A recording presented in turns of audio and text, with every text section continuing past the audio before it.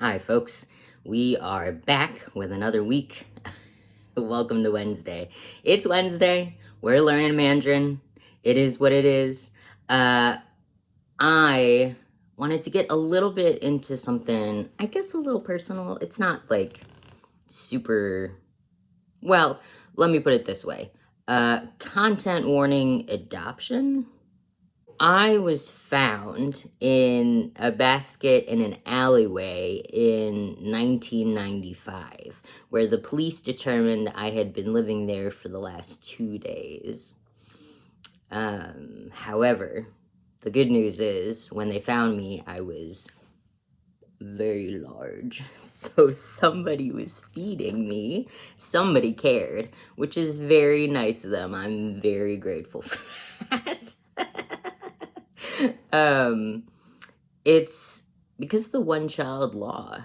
I have heard lots of different people's opinions about the law and about its place in, Chinese society at that time, and a little bit about the impacts on it now.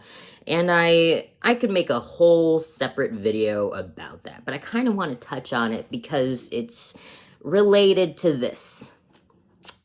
I think a lot of kids who are adopted tend to feel, or at least in my household, we kind of felt kind of strange about our situations. It's not that my parents did a bad job of explaining that we were adopted. Now, that they did do a good job on. They really did. They said, hey, you're adopted, very early on, which was key. But what happened growing up, as far as like dealing with the racism and the bullying and all that other stuff, I'm not really sure that anyone could have really prepared my parents for all that. But also, it impacts how what I'm trying to say is, me learning Mandarin has really brought up old feelings about my sense of identity, really. Because I see myself as Chinese American with Mexican American upbringing. I was raised by a Mexican American woman, and my grandfather, her father, who is actually the man who came from Mexico to America at the age of 19, which is so young. And he was an incredible figure in my life. So I was naturally drawn towards the Mexican American element of my upbringing. The Chinese American part, however, I kind of played along with my parents, like, giving me a red envelope on, Lunar New Year, Chinese New Year, we would call it. And, making moon cakes sometimes, our Americanized version of moon cakes, which was much sweeter, of course. And it was all, that was all fine and dandy. It was just that at the same time, perhaps this is a syndrome of someone who grew up in a predominantly white institution, a PWI. But it was hard to identify with my Chinese culture because I was being so ridiculed for it. And I was practically kicked out of the country in the first place. I mean, I wasn't supposed to exist, really.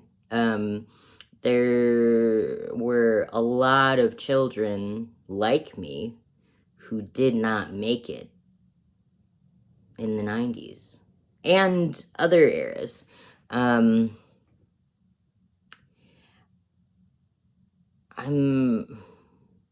That puts me in an interesting position, right? Because I made it. I made it here. I made it to the United States. I made it out of an orphanage situation, a foster care situation, and then into, a regular old family, I suppose. I a lot of times my parents would explain to Chinese couples that they would run into when I was a baby that I was adopted, and, it was the one child rule, yes, of course, but, that they loved me very much.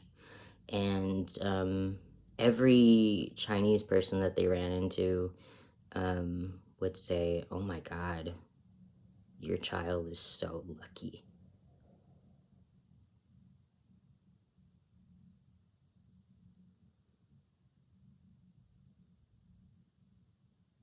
And now I'm here learning Mandarin on an app, and all these emotions are flooding back. And I think it really has to do with the fact that um, I haven't spent a ton of time researching,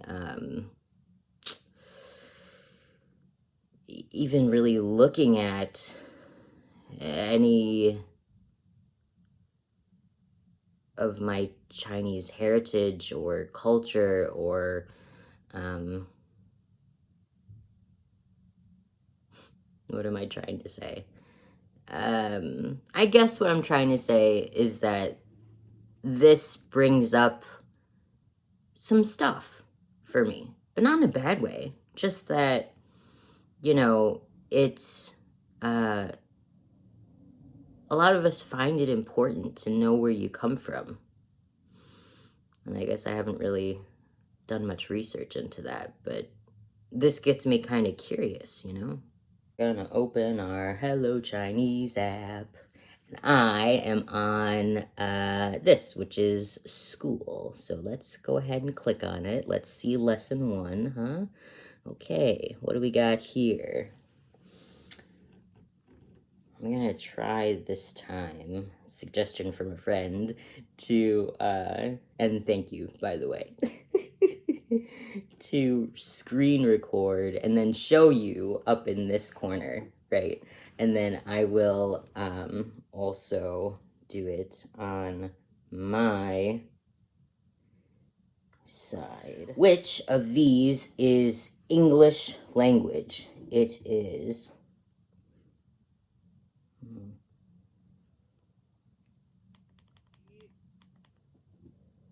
英语，英语，英语，英语，英语，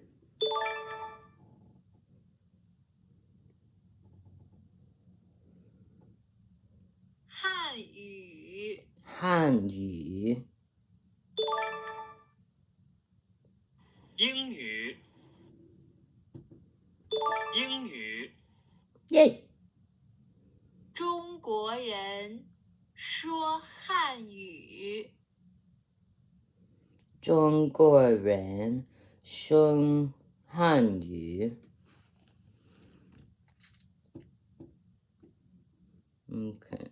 It looks like Chinese people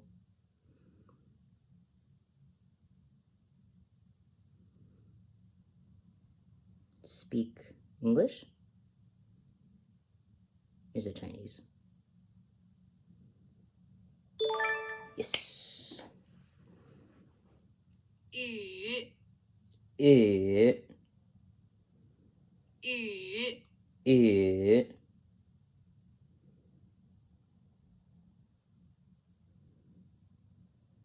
Okay, we're doing the writing now.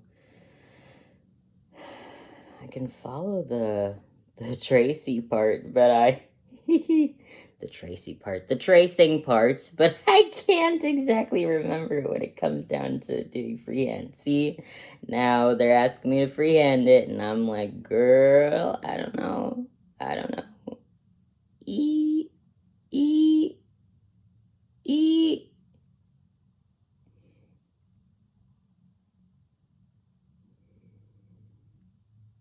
Okay. Girl, I don't know what's next.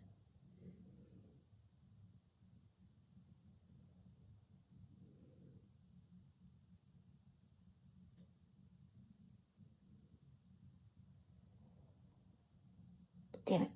I erased it. How can I erase it? Ah! And I don't remember what comes next at all. Ooh. Ooh. Alright. You go, Queen. Is that it? That's not it. Is that it? That's not it.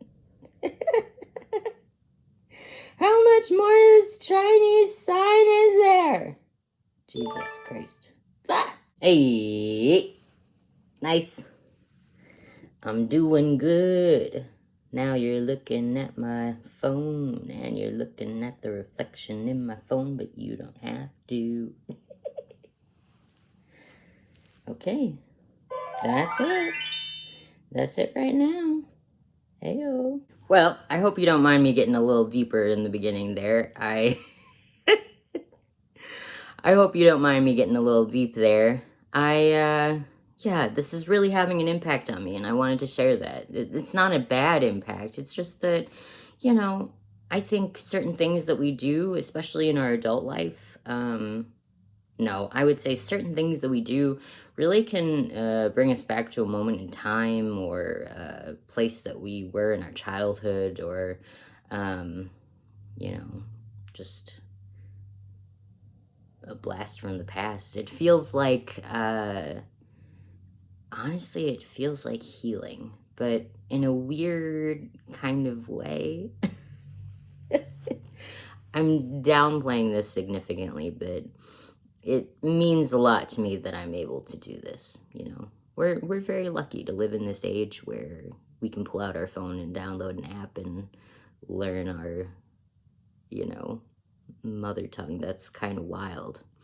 But I'm very excited about this. I'm feeling good. You know, I'm practicing a little bit every day and it feels like something. And honestly, if you want to do this, if you want to download any kind of language learning app and just spend like 10 minutes, not even every day, just futzing around, you know, with a little bit of language learning, that's phenomenal. All the power to you. And who knows, maybe it'll connect you to something deep down inside you that you never expected. But for now, I'll see you next time. Don't forget to subscribe and like, and make sure that you go follow me on TikTok and Instagram, and I'll link those below, okay? I hope you have a wonderful rest of your week. Bye now.